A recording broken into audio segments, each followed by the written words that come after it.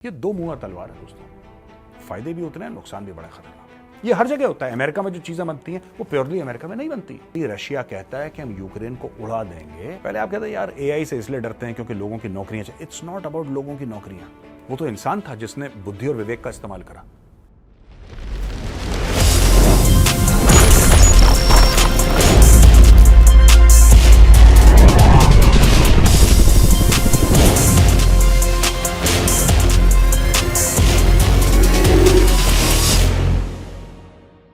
जय हिंद दोस्तों, मैं हूं मेजर गौरव आर्या और आप देख रहे हैं द चाणक्य डायलॉग्स।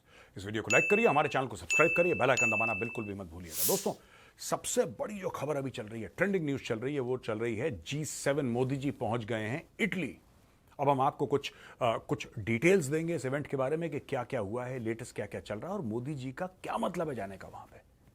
किस किस को और इन्वाइट करा गया था, G7 के मेंबर्स कौन है। अगर मोदी जी वहां पे गए हैं तो भारत वहां पे क्या देने गया है, क्या लेने गया है, भारत को क्या फायदा। और ये सारे के सारे लोग जो हैं G7, जो बड़े बड़े देश हैं, जिसमें शामिल अमेरिका भी है, जिसमें शामिल इटली भी है, जिसमें शामिल जापान भी है और भी कई देश हैं इसमें शामिल, ये आखिर बार बार भारत से बात क्यों करना चाह रहे हैं। क्योंकि इनमें कुछ ऐसे देश भी हैं जिनकी इकोनॉमी भारत से बड़ी है। लेकिन क्या सिर्फ इकोनॉमिक फैक्टर्स हैं कि कुछ और मामला है। क्या इसमें चाइना का भी कुछ एंगल हो सकता है। तो चलिए दोस्तों, सबसे पहले मैं आपको डिटेल्स बताता हूं G7 की और फिर हम इसको एनालाइज करेंगे। देखिए, प्रधानमंत्री मोदी ट्रैवल कर रहे हैं इटली। इसमें एक अपूलिया रीजन है फसानो में, जहां पे बोर्गो एग्नाजिया रिजॉर्ट, एक बहुत लग्जरी रिजॉर्ट है, जहां पे इटालियन पीएम ने सारे हेड्स ऑफ स्टेट को बुलाया है और कहते हैं बड़ा शानदार रिजॉर्ट है और लग्जरी रिजॉर्ट है। और वहां पे G7 का समिट, जाहिर सी बात है जब G7 होगा तो लग्जरी रिजॉर्ट में ही होगा, तो वहां पे इन लोगों को बुलाया है। और दोस्तों, जो मोदी 3.0 कहते हैं, यानी कि third term of prime minister Modi, उसमें पहली फॉरेन आउटिंग है और मोदी जी ने खुद बोला है कि I am happy it's happening in Italy. तो ये कमेंट मोदी जी ने करा है। इसके अलावा यहां पे कौन कौन अटेंड कर रहे हैं जानना बहुत जरूरी है। और G7 मेंबर जो कंट्रीज हैं वो कौन से देश हैं, कौन से देश हैं जो G7, some of the world's biggest economy. जाहिर सी बात है इसमें चाइना नहीं है, क्योंकि G7 क्लियरली चाइना के खिलाफ है और सबके नेशनल सिक्योरिटी डॉक्ट्रिन सिर्फ एक ही बात कहते हैं कि सबसे बड़ा अगर इन देशों को खतरा है वो चीन से है। आज से 30 साल पहले कोई ये नहीं कहता था। आज से 30 साल पहले लोग ये कहते थे, 40 साल पहले, कि रशिया से सबसे बड़ा खतरा है। Even when the Soviet union broke up, तब भी लोग कहते थे यार खतरा तो रशिया से, खतरा तो रशिया से। सडनली रशिया बीच में से हटा and China became the primary national security threat for all these countries. United states of America से जो बाइडेन, जापान से फूमियो किशिदा, कनाडा से जस्टिन ट्रूडो, हमारा जस्टिन ट्रूडो भाई, जर्मनी से ओलाफ शॉल्स, फ्रांस से इमैनुअल मैक्रों और Britain से ऋषि सुनाक। ये यूरोपियन यूनियन भी पार्टिसिपेट करेगा सारे डिस्कशंस में और यहां से और हेड्स ऑफ स्टेट को भी बुलाया गया है। अब ये जो हेड्स ऑफ स्टेट हैं भाई, ये G7 के मेंबर नहीं है, they are not members of the G7, लेकिन इनको इन्वाइट करा गया है कि आप भी आइए, जैसे भारत को इन्वाइट करा है। तो वेटिकन सिटी से पोप फ्रांसिस आ रहे हैं। ये बहुत, देखिए, वेटिकन सिटी अपने आप में एक देश है। It is considered to be a country, है वो इटली में, लेकिन it has its own currency, it has its own passport, it has its own legal system, सब कुछ अपना है। वेटिकन सिटी जो कैथोलिक क्रिश्चियंस हैं उनकी कैपिटल है। It is the global capital of Catholic Christians और उनको बुला रखा है। तो पोप फ्रांसिस को बुलाना ये बहुत स्ट्रांग मैसेजिंग है जो इटली ने करी है। किंग ऑफ जॉर्डन है Abdullah bin Al Hussein. Jordan वो देश है जहां के राजा, they claim direct descendant from prophet Muhammad. जो प्रॉफिट मोहम्मद थे जिन्होंने इस्लाम फाउंड करी थी, उनके सीधे वंशज हैं। अनब्रोकन लाइन है from prophet Mohammed. This is Abdullah Al Bin Hussein. Ukraine के जेलेंस्की आप जानते ही हैं। इंडिया, अपने नरेंद्र मोदी जी जा रहे हैं वहां पे। ब्राजील के हायर बोलोसोनारो, अर्जेंटीना के हावियर मिलेई, टर्की के रेसेप तैयब एर्दोगान, कीनिया के विलियम रूतो, अल्जीरिया से अब्दुल मजीद तबोन, टूनीजिया के कैस सईद, यूनाइटेड अरब एमिरेट्स के मोहम्मद बिन जायद अल नहयान, अफ्रीकन यूनियन, ये मॉरिशियाना ने प्रेसिडेंसी अभी होल्ड कर रखी है अफ्रीकन यूनियन की, उसके मोहम्मद ओल्द गजानी, ये सब लोग वहां पे अब एकत्रित हो रहे हैं। अब दोस्तों ये देखिए, रूल्स बेस्ड इंटरनेशनल सिस्टम पर बात होगी। एजेंडा क्या है यार? आपने पूरा इतने लोगों को इनवाइट करा है, वर्ल्ड का इतना जबरदस्त डिप्लोमेटिक इवेंट है, मैटर क्या है? डिस्कस क्या करेंगे वो लोग? बैठ के बातचीत किन मुद्दों पे होगी? तो पहली चीज है कि वर्ल्ड बेस्ड ऑर्डर। अब देखिए, जब रूस होता क्या है दोस्तों, मैं आपको समझाता हूं शॉर्ट में। एक कानून के तहत दुनिया चलती है और ये कानून परफेक्ट नहीं है, ठीक है? ये कानून बिल्कुल भी परफेक्ट नहीं है, कोई भी देश परफेक्ट नहीं है। लेकिन जब एक अंडरस्टैंडिंग हो जाती है, करार हो जाता है कि यार हम ये करेंगे, ये नहीं करेंगे, छोटे मोटे छुटपुट चीजें चलती रहती हैं, सब देश करते हैं। लेकिन जब यूनिलैटरली रशिया कहता है कि हम यूक्रेन को उड़ा देंगे, तो फिर ये जो रूल्स बेस्ड ऑर्डर है ना, ये थोड़ा सा हिल जाता है। ट्रेड हिल जाती है, रूल्स पे विश्वास उठ जाता है, यूनाइटेड नेशंस पे विश्वास उठ जाता है। आखिर यूएन बनाया क्यों था? और सबसे बड़ी चीज जो है ना, जो लोगों को पेट पे लात मारती है, वो है सप्लाई चेन। क्योंकि सप्लाई चेन हर चीज में दोस्तों इतनी बिखरी हुई है दुनिया में। सप्लाई चेन क्या है? कोई भी एक मटेरियल आपके पास आता है ना, उसके अलग अलग पुर्जे होते हैं और अलग अलग पुर्जे अलग अलग देशों में बनते हैं। जहां पे बढ़िया बन जाए, जहां पे सस्ता बन जाए, फिर लाके उनको जोड़ा जाता है। आपको क्या लगता है मारुति कार सिर्फ इंडिया में बनती है? ऐसी बात नहीं है। और जो इंडिया में बनती है उसके पुर्जे कहां से आते हैं? 100 फैक्ट्री भारत के अंदर होंगी। कोई टायर दे रहा है, कोई इसका स्टीयरिंग दे रहा है, कोई इसका तार दे रहा है, कोई इसका स्विच दे रहा है, कोई इसकी बैटरी दे रहा है। हजारों पुर्जे होंगे। इंडिया में कई 100 कंपनियां बनाती होंगी, विदेश से भी सामान आता ही आता होगा। ये हर जगह होता है। अमेरिका में जो चीजें बनती हैं वो प्योरली अमेरिका में नहीं बनती है। जो देखिए, अगर जापान कोई चीज बना रहा है और जापान के बड़े हाईटेक आइटम्स होते हैं, हो सकता है उसका लेंस जो है, कैमरा बना रहा है, ये सामने मेरे कैमरा है, इसका लेंस हो सकता है, इसका लेंस स्विट्जरलैंड से आ रहा हो। अब अगर यूरोप में लड़ाई हो गई, स्विट्जरलैंड ने लेंस भेजने बंद कर दिए, तो जापान में कैमरा बनेंगे कैसे? एक छोटा सा एग्जांपल है। तो एक तो ये चीज है। दूसरी चीज है बड़ी इंटरेस्टिंग अबाउट एआई। जो मेलेनी है, who is the head of state for Italy, उन्होंने बोला है कि भाई 6 एथिकल एआई के प्रिंसिपल्स हैं आर्टिफिशियल इंटेलिजेंस के। और ये बहुत इंटरेस्टिंग चीज है, मैं आपको बताता हूं। Very fascinated by this. ये देखिए, transparency, inclusion, responsibility, impartiality, reliability and security, oblique privacy. ये 6 स्तंभ है जिस पे एआई खड़ा हुआ है, जो दुनिया चाहती है कि इस हिसाब से चले। इसमें लोगों को डर बढ़ा है यार एआई से। अभी तो हम लोग क्या है कि हम लोग थोड़ा एआई जो करते हैं कि अच्छा ठीक है, एक्सेल कैसे करना है, पावर पॉइंट कैसे करना है, वीडियो ऐसे बनाना है, इसमें ज्यादा एआई इस्तेमाल होता है। लेकिन दोस्तों कई लोग एआई से डरते बहुत हैं। अब मैं आपको कुछ डेटा दूंगा, आपके होश उड़ जाएंगे।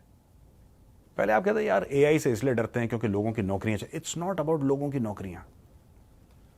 अगर एआई गलत हाथों में पड़ गया, या सेल्फ अवेयर, सेल्फ लर्निंग अलग चीज है, अगर एआई सेल्फ अवेयर हो गया आगे चल के, तो एआई बहुत खतरनाक चीज हो सकती है। और कई बड़े बड़े लोगों ने इसी चीज को पॉइंट आउट करा है कि भाई देखो, ये जो चीज है ना, this can be very dangerous, उसको कंट्रोल करना जरूरी है, वरना ऐसी चीजें सबको बर्बाद कर देगी। अब मैं आपको बताता हूं।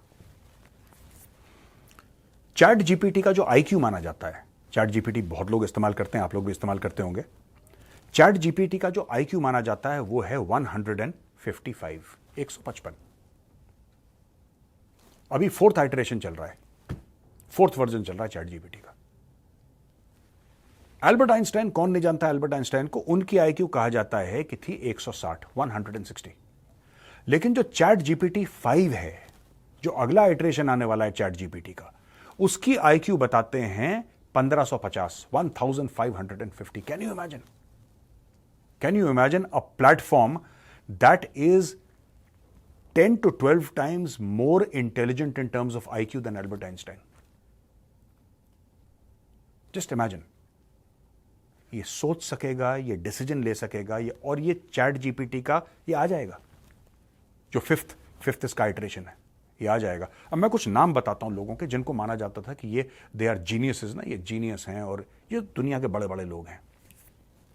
आपने एल्बर्ट आइंस्टाइन का नाम सुना ही होगा, स्टीफन हॉकिंग आपने नाम सुना है, Galileo Galilei, Immanuel Kant, Charles Darwin, Isaac Newton, William Shakespeare, Srinivasa Ramanujan, Leonardo da Vinci, Marie Curie and Nikolai Tesla, जिसके ऊपर टेस्ला गाड़ियां एलोन मस्क बनाता है। Actually the scientist name was Nikolai Tesla, और बहुत बड़ा जायंट था वो, बहुत बड़ा जायंट था।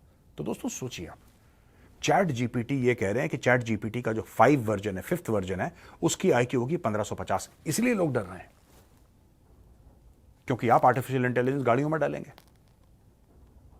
आप आर्टिफिशियल इंटेलिजेंस अपने कंप्यूटर में डालेंगे, जाहिर सी बात है, आ भी चुका है, आपके मोबाइल फोन पे होगा, आपकी हर एक इस्तेमाल करने वाली चीज में ये आर्टिफिशियल इंटेलिजेंस होगा। और आज की तारीख में आर्टिफिशियल इंटेलिजेंस अभी भी it is at a nascent stage, अब ये ठीक से बढ़ा नहीं है।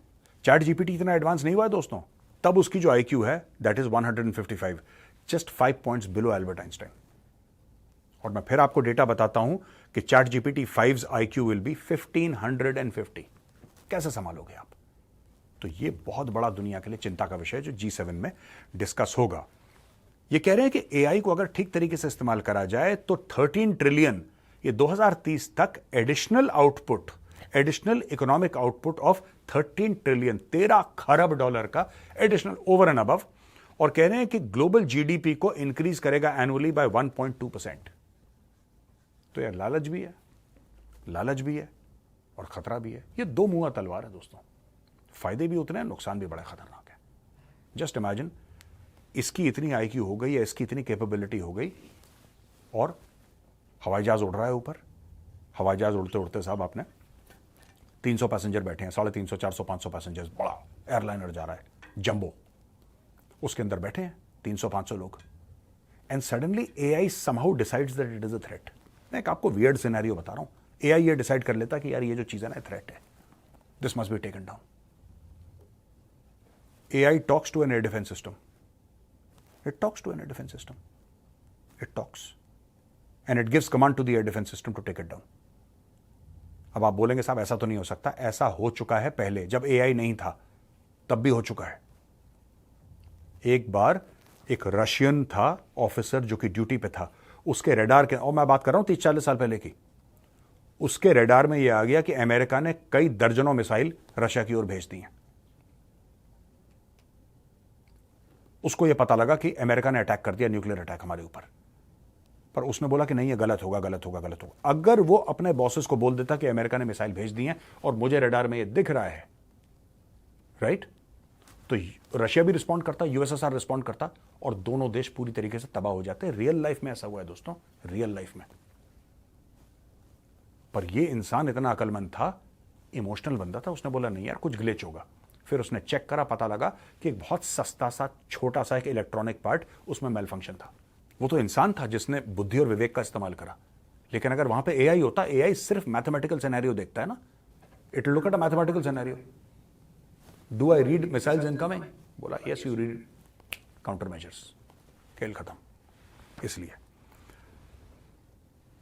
अच्छा, आउटरीच सेशन होगा, उसमें focus would be on artificial intelligence. बहुत इंपॉर्टेंट चीज है जो मैंने आपको बताया। एनर्जी, भाई दुनिया कैसे चलेगी आगे, पेट्रोल डीजल धीरे धीरे खत्म हो रहा है।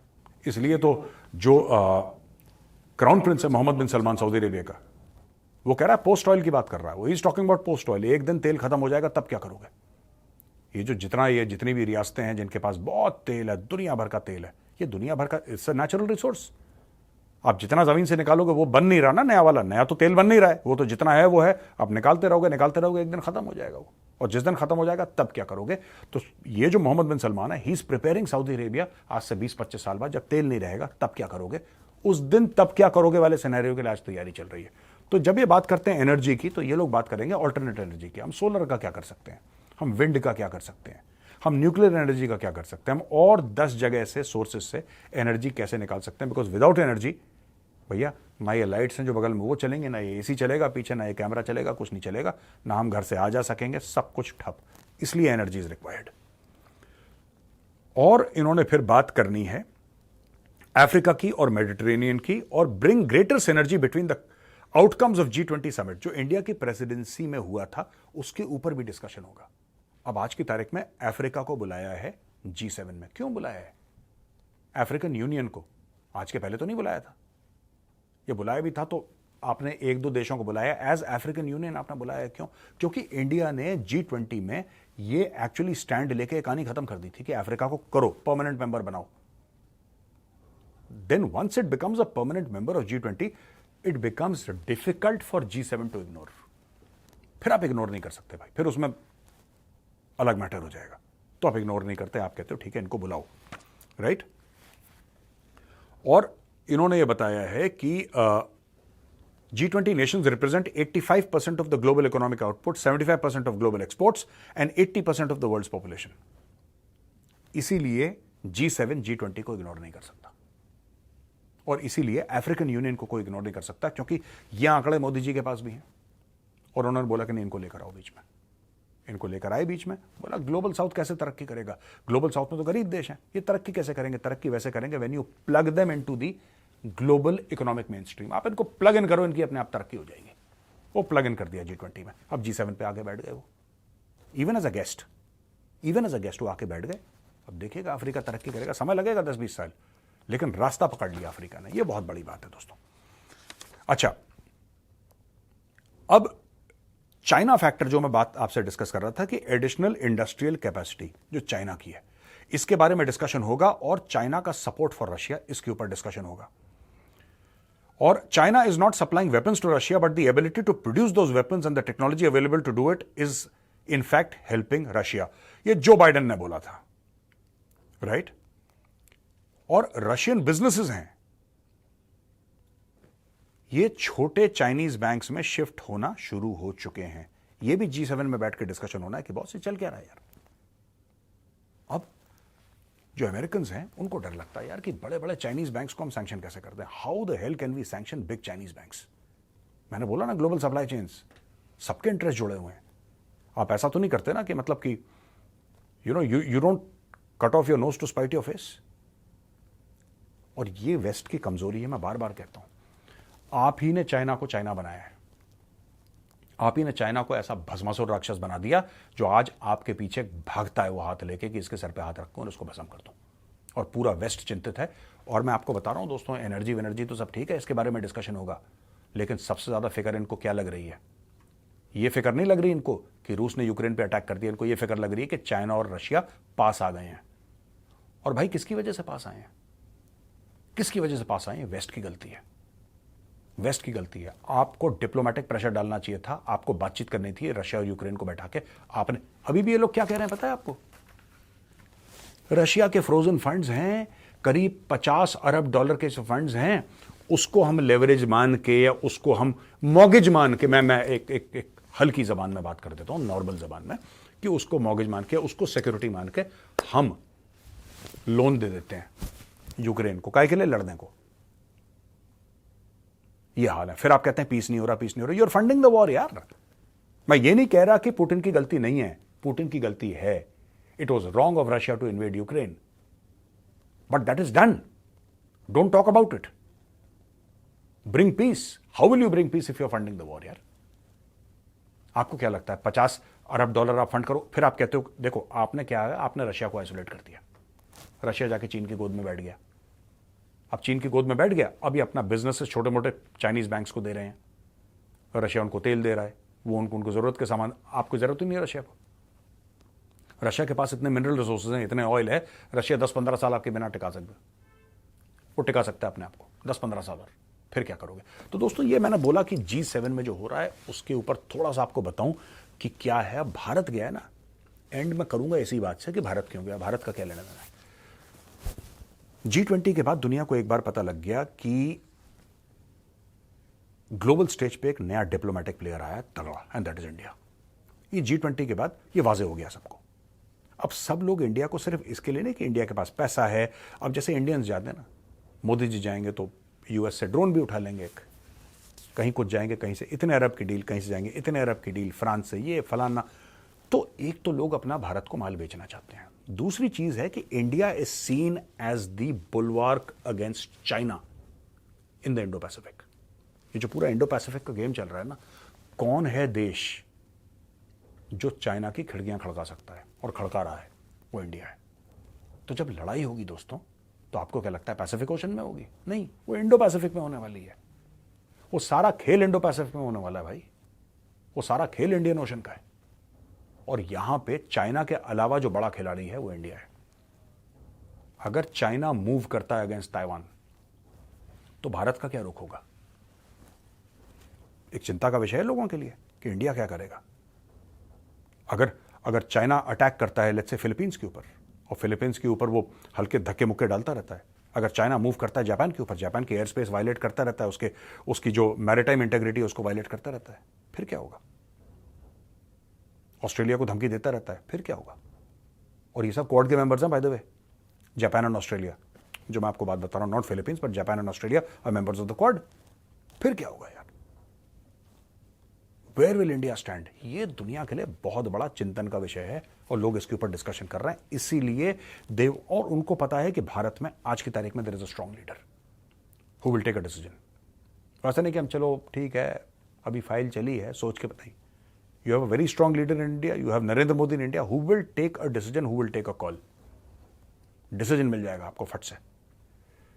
तो ये स्टोरी है दोस्तों, मैंने बोला बता दूं आपको। और लोग मुझसे कह रहे थे कि किसी का कमेंट आया था, मैं पढ़ रहा था, वो मुझसे कह रहे थे कि आप कह रहे थे कि भारत एक्शन लेगा, भारत एक्शन लेगा। पाकिस्तान ने जो करवा रखा है ना जम्मू एरिया में, और कितने लोगों की जानें चली गई, ये सब जो पाकिस्तान, कब एक्शन लेगा, कब एक्शन लेगा, कब खबर आएगी? मोदी जी को G7 से वापस आने दीजिए, मोदी जी को G7 से वापस आने दीजिए, आपको खुद पता लग जाएगा कि कुछ ना कुछ बड़ा होने वाला है 100%। ठीक है दोस्तों, चलिए अब चलते हैं सवाल और जवाब पर। पहला सवाल है जाना अब जाना। ये कहते हैं हमारा फ्रेंडली नेशन फ्रांस, इन्होंने मोदी के खिलाफ कार्रवाई करी, information warfare. France had published tons of bad propaganda against Modi especially. I am really pained to know this. We are buying so many Rafale planes which makes us dependent on France. How do we handle this? ये कह रहे हैं कि France ने मोदी जी के खिलाफ बहुत propaganda करा और अखबारों में आर्टिकल छापे, और हम फ्रांस से राफेल भी खरीद रहे हैं। फ्रांस हमारे साथ ऐसा क्यों कर रहा है और हम इसको काउंटर ऐसे करें? पहले मैं आपको भाई ये बताना चाह रहा हूं कि फ्रांस ने नहीं करा, फ्रांस के अखबारों ने करा है।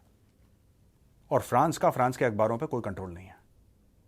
ये वही फ्रांस के अखबार हैं जिसमें कि चार्ली हेब्डो है, जिसने प्रॉफिट मोहम्मद के कार्टून भी छापे थे, और फ्रेंच गवर्नमेंट मना करती रह गई, उन्होंने छाप दिए। उनके ऊपर टेररिस्ट अटैक हुए, 10-12 जर्नलिस्ट को मार दिया लोगों ने अंदर आके, आतंकवादियों ने, उन्होंने फिर छाप दिया। अब क्या करोगे आप? अगर किसी देश की भारत के साथ बड़ी अच्छी दोस्ती है, कल अगर हमारे अखबार हैं, times of India, Hindustan times, Indian express, the Hindu, वो उस देश के खिलाफ छाप देते हैं, तो आप क्या बोलोगे इनको कि आप क्या चाहते हो कि भारत सरकार किसी को भेजे वहां पुलिस वालों को धमकी दो, तुम कैसे छापते हो? मत। ये सब पाकिस्तान में होता है, डेमोक्रेसीज में नहीं होता। And democracies are mature enough, you see, they are mature enough. ये सिर्फ पाकिस्तान में होता है कि इमरान रियाज खान के सिर्फ बोलने पर उसको अरेस्ट कर दो, गायब कर दो उसको, फिर कई महीनों के बाद मिले उसको फिर अरेस्ट कर दिया। अभी तो Pakistan is a basket case, is a banana Republic. ये पाकिस्तान में हो सकता है, ये भारत में ऐसी चीजें नहीं हो सकती। We cannot have such things in India. अगर कुछ कह रहा है फ्रांस वाला, उनका मीडिया कह रहा है, कहने दो, how does it matter? Propaganda कर रहा है, करने दो, आप भी करो। लेकिन मीडिया की वजह से देशों के बीच में रिलेशनशिप खराब नहीं होता। फ्रांस से हमने सिर्फ राफेल नहीं लिए हैं, फ्रांस से हम आज से 50-60 साल से खरीदते आ रहे हैं एयरक्राफ्ट। मिराज कहां के हैं आपको पता है? मिराज उसी कंपनी बनाता है, वही कंपनी बनाता है मिराज जो राफेल बनाता है। और उसके पहले भी हम ले चुके हैं फ्रांस से। वो मिस्टर पता नहीं क्या नाम था उसका, नाम ही भूल गया मैं। तो ऐसी बात नहीं है, फ्रांस की सरकार ने कुछ नहीं करा आपके खिलाफ, फ्रांस के अखबारों ने करा है।